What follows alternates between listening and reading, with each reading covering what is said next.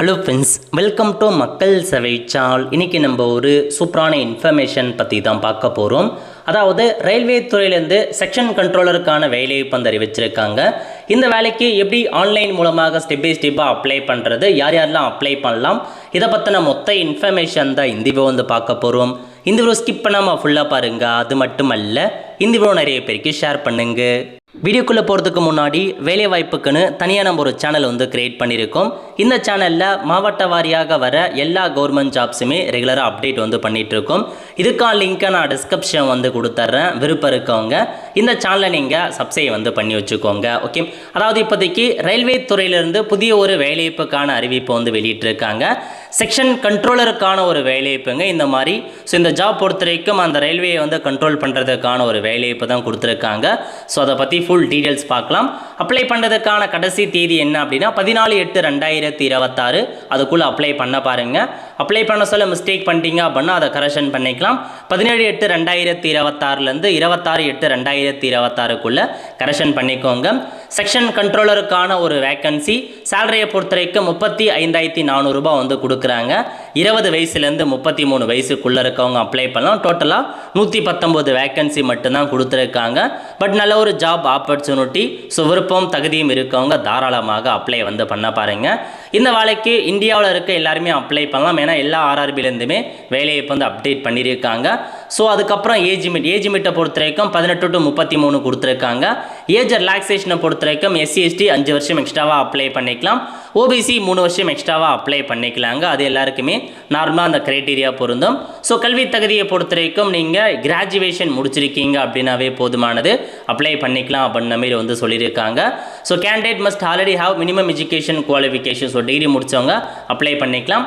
அதுக்கப்புறம் வந்து பார்த்தீங்க அப்படின்னா இதில் வந்து எக்ஸாமினேஷன் ஃபீஸ், இந்த வேலைக்கு நீங்கள் அப்ளை பண்ணுறதுக்கு ஃபீஸ் பேமெண்ட் பண்ணணும். அதாவது ஜென்ரல் கேட்டகரி OBC 500 ரூபா. நீங்கள் அனைத்து கேட்டகரியை சார்ந்த பெண்களாக இருக்கீங்க, டிரான்ஸ்ஜெண்டராக இருக்கீங்க, எக்ஸ் சர்வீஸ் மேனாக இருக்கீங்க, SC SC மைனாரிட்டி கம்யூனிட்டியில் 250 ரூபா மட்டும் நீங்கள் பேமெண்ட் வந்து பண்ணால் போதுமானதுங்க. ஸோ இந்த வேலைக்கு நீங்கள் அப்ளை பண்ணலாம்.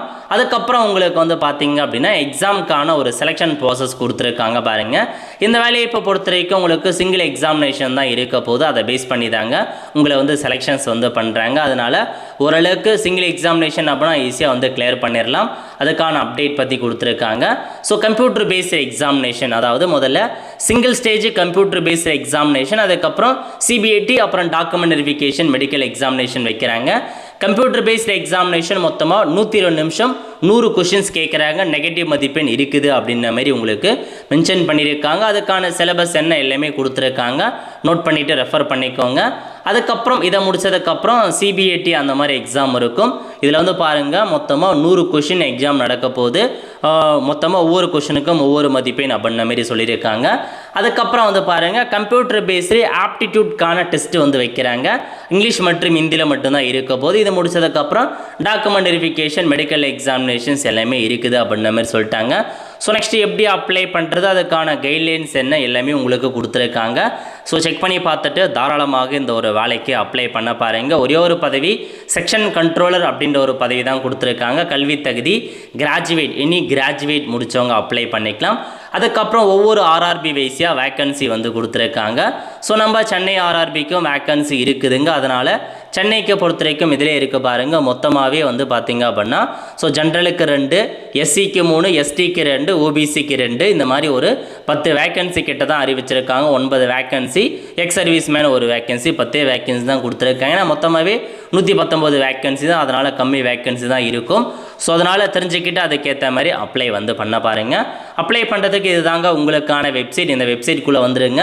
இதுக்கு முன்னாடி அக்கௌண்ட் இருக்கா அப்படின்னா டேரெக்டாக லாகின் பண்ணலாம். அக்கௌண்ட் இல்லாதவங்க கிரியேட் ஆன அக்கௌண்ட்டை பயன்படுத்தி அக்கௌண்ட் க்ரியேட் பண்ணிக்கோங்க. ஸோ அக்கௌண்ட் எப்படி க்ரியேட் பண்ணுறது அது கொடுத்து நம்ம சேனலில் நிறைய வீடியோஸ் போட்டிருக்கோம். ஸோ முதல்ல நேஷ்னாலிட்டி என்ன அப்படின்னு கொடுத்துக்கோங்க. அதுக்கப்புறம் உங்கள் நேம், ஸோ ஃபுல் நேம் என்ன, ரீடைப் ஃபுல் நேம் என்ன, அப்புறம் உங்கள் நேம் ஏதாச்சும் சேஞ்ச் பண்ணியிருக்கீங்க அப்படின்னா எஸ் ஆர் நோ கொடுத்துக்கோங்க. டேட் ஆஃப் பர்த் கேட்டிருக்காங்க, ரீடைட் டேட் ஆஃப் பர்த், ஜெண்டர் என்ன, ஃபாதர் நேம், மதர் நேம்லாம் கொடுத்துட்டு மெயில் ஐடி, மொபைல் நம்பர் ரெண்டுத்துக்குமே OTP வரும். அதை என்ட்ரு பண்ணிட்டு ஆதார் வெரிஃபிகேஷன் பண்ணிவிட்டு பாஸ்வேர்ட் செட் பண்ணிட்டீங்க. ப்ரிவியூ கொடுத்ததுக்கப்புறம் ப்ரிவியூ பேஜ் ஓப்பன் ஆகும். அதுக்கப்புறம் நீங்கள் அக்கௌண்ட்டை க்ரியேட் பண்ணி டேரெக்டாக லாகின் பண்ணிக்கலாங்க. லாகின் பண்ணுறதுக்கு 2 ஆப்ஷன், லாகின் வித் ஆதார் மூலமாக, லாகின் வித் அக்கௌண்ட் மூலமாக 2 ஆப்ஷன்ஸ் கொடுத்துருக்காங்க. ஸோ நீங்கள் ஏதாச்சும் ஒரு ஆப்ஷனை பயன்படுத்திட்டு பாஸ்வேர்டு கேட்டிருக்காங்க. ஸோ இதில் போயிட்டு உங்களுக்கான பாஸ்வேர்டு என்ன கொடுத்துரும் அதை என்ட்ரு பண்ணிட்டு I am not a robot அப்படின்னு டிக் பண்ணிட்டு லாகின் கிளிக் பண்ணிங்க அப்படின்னா போதும், உங்களுக்கு லாகின் வந்து ஆகிடும். நெக்ஸ்ட் வந்து பார்த்தீங்க அப்படின்னா இந்த மாதிரி 2 ஃபேக்டர் ஆதென்டிஃபிகேஷனுக்கு ஓடிபி கேட்கும்.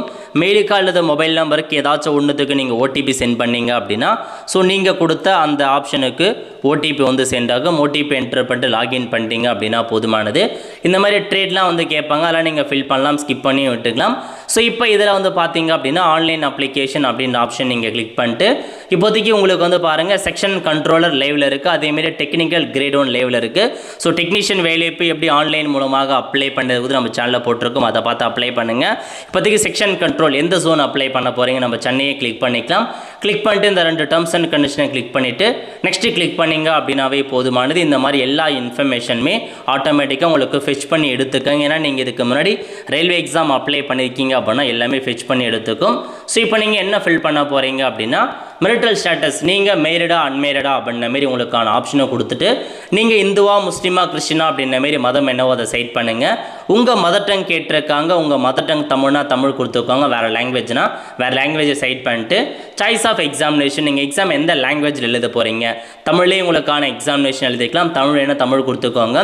நெக்ஸ்ட்டு பர்மனெண்ட் விசிபிள் மார்க் கேட்டிருக்காங்க, உங்கள் உடம்புல ஏதாச்சும் அங்க அடையாளங்கள் மச்சம் தழும்பு அதெல்லாம் இருக்குது அப்படின்னா ஏதாச்சும் 2 ஐடென்டிஃபிகேஷன் மார்க்கை நீங்கள் ஃபில் பண்ணுற மாரி இருக்கும். டிசிலேயே அதுக்கான ஆப்ஷன்ஸ் கொடுத்துருப்பாங்க, அதை பார்த்து ஃபில் பண்ணுங்கள். நெக்ஸ்ட்டு கம்யூனிட்டி, நீங்கள் என்ன கம்யூனிட்டியை சார்ந்தவங்க, ஸோ ஜென்ரலாக எஸ்சிஎஸ்டின்னு கேட்டிருக்காங்க. எஸ்சிஎஸ்டினா ஒரே ஆப்ஷன் ஃபில் பண்ண போகிறீங்க.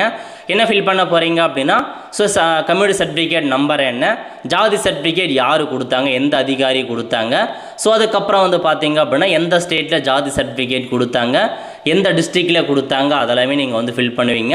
ஜாதி சர்டிஃபிகேட் இஷ்யூ பண்ணப்பட்ட தேதி, எந்த ஜாசரி எந்த தேதியில் கொடுத்தாங்க.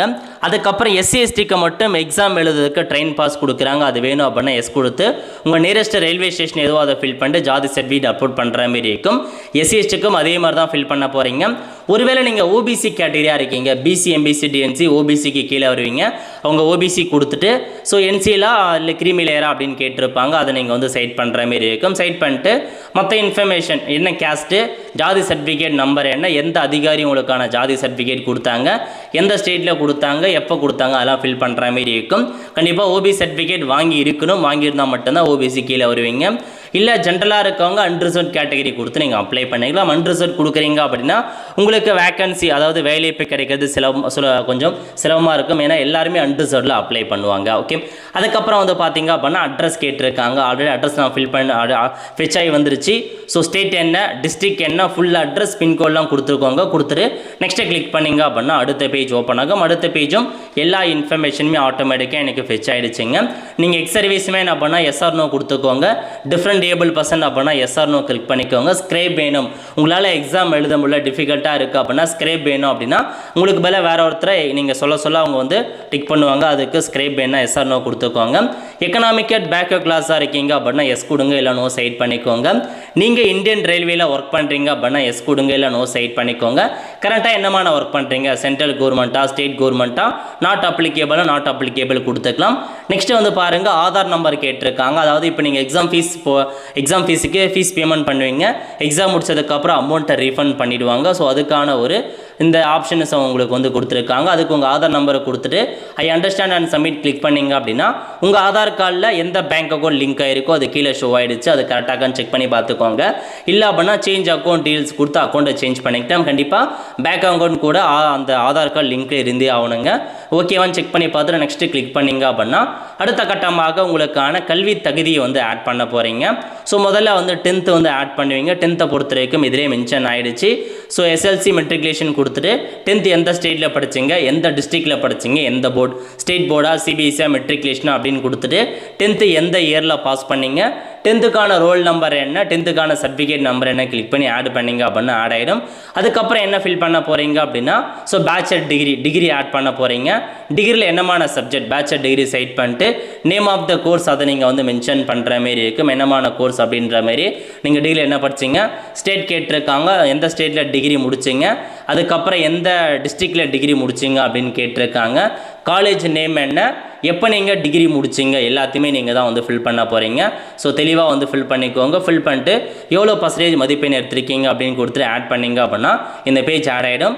நெக்ஸ்ட்டு அப்படின்ற ஆப்ஷனை கிளிக் பண்ணதுக்கப்புறம் நீங்கள் ஃபோட்டோ அப்லோட் பண்ணுற மாரி இருக்கும். லைவாக உங்களுக்கான ஃபோட்டோவை வந்து கேப்சர் பண்ண பாருங்கள். கேப்சர் லைவ் இமேஜ் கொடுத்து ஸோ ட்ரெஸ்ஸின் நான் ஒயிட் கிளாத்தில் இருக்கணும், பேக்ரவுண்ட் எல்லாமே கரெக்டாக இருக்கணும் அப்படின்னு சொல்லிட்டாங்க. ஸோ கேப்சர் லைவ் இமேஜ் கொடுத்து கேப்சர் பண்ணிக்கோங்க. சிக்னேச்சர் கேட்டிருக்காங்க. சூஸ் சிக்னேச்சர் அப்படின்ற ஆப்ஷனை பயன்படுத்தி உங்கள் சிக்னேச்சர் அப்லோட் பண்ணிட்டு டேர்ம்ஸ் அண்ட் கண்டிஷனை கிளிக் பண்ணிட்டு நெக்ஸ்ட்டு கிளிக் பண்ணிங்க அப்படின்னா அடுத்த பேஜ் வந்து ஓப்பன் ஆகும். நெக்ஸ்ட்டு உங்களுக்கான ப்ரிஃபரன்ஸ் வந்து கேட்டிருக்காங்க. ஒரே ஒரு பதவி இருக்குது. ஸோ இந்த ப்ளஸ் ஐக்கான கிளிக் பண்ணிங்க அப்படின்னா இந்த மாதிரி உங்களுக்கு ப்ரிஃபரன்ஸ் செலக்ட் ஆகிடும். அதுக்கப்புறம் டேர்ம்ஸ் அண்ட் கண்டிஷன்ஸ் கொடுத்துருக்காங்க. செக் பண்ணிவிட்டு பிளேஸ் நேம் கேட்டிருக்காங்க. பிளேஸ் நேம் மென்ஷன் பண்ணிவிட்டு ப்ரிவியூ அப்ளிகேஷன் அப்படின்ற ஆப்ஷன் நீங்கள் கிளிக் பண்ணிங்க அப்படின்னா ஸோ உங்களுக்கான இந்த மாதிரி ப்ரிவியூ பேஜ் வந்து ஓப்பன் ஆகும். எல்லா இன்ஃபர்மேஷன்ஸ் கரெக்டாக செக் பண்ணி பார்த்துக்கோங்க. செக் பண்ணிட்டு இந்த மாதிரி டேர்ம்ஸ் அண்ட் கண்டிஷனை கிளிக் பண்ணிட்டு எடிட் பண்ணுறதா இருந்தால் இப்போ எடிட் பண்ணிக்கோங்க. எல்லாமே ஓகே அப்படின்னா சப்மிட் கொடுத்ததுக்கப்புறம் இந்த மாதிரி உங்களுக்கான அப்ளிகேஷன் சப்மிட் டைரெக்டாக பேமெண்ட் பண்ணுற பேஜ் ஓப்பன் ஆகும். இதில் கொடுத்துருக்காங்க பாருங்கள், பே வித் எஸ்பிஐ இபேன்னு அந்த ஆப்ஷன் நீங்கள் கிளிக் பண்ணிங்க அப்படின்னா பேமெண்ட் பண்ணுற பேஜ் ஓப்பன் ஆகும். ஸோ இதில் போயிட்டு ஏதாச்சும் ஒரு பேமெண்ட் மெத்தட் ஆப்ஷனை கிளிக் பண்ணிக்கோங்க. Credit card, debit card, UPI payment பண்ணிட்டீங்க அப்படின்னா அப்ளை பண்ணதுக்கான அப்ளிகேஷன் ஃபார்ம் வந்துருங்க.